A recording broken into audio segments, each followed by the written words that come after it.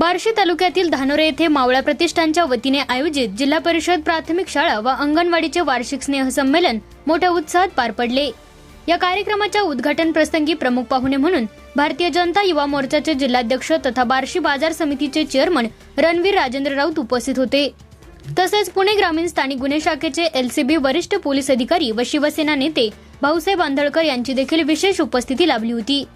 कार्यक्रमाची सुरुवात दीप प्रज्वलनाने करण्यात आली। यावेळी जिल्हा परिषद शाळेतील व अंगणवाडीतील चिमुकल्यांनी विविध सांस्कृतिक कार्यक्रम, नृत्य आणि नाटिका सादर करून उपस्थितांची मने जिंकली।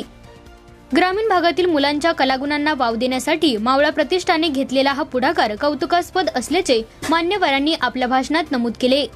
यावेळी बोलताना रणवीर राऊत म्हणाले की विद्यार्थी दशेतच मुलांच्या कलागुणांना व्यासपीठ मिळणे आवश्यक असते।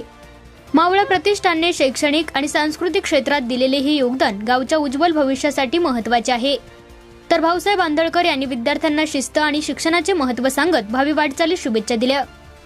हा कार्यक्रम यशस्वी करण्यासाठी मावळा प्रतिष्ठानच्या टीमने विशेष परिश्रम घेतले। यावेळी प्रतिष्ठानचे अध्यक्ष उत्कर्ष नेटके, उपाध्यक्ष आदित्य जगताप, सचिव यश पाटील, सहसचिव विराज तांबारे यांच्यासह गावातील ग्रामस्थ, शिक्षक आणि पालक मोठ्या संख्येने उपस्थित होते। कार्यक्रमाचे सूत्रसंचालन व आभार प्रदर्शन प्रतिष्ठानच्या वतीने करण्यात आले।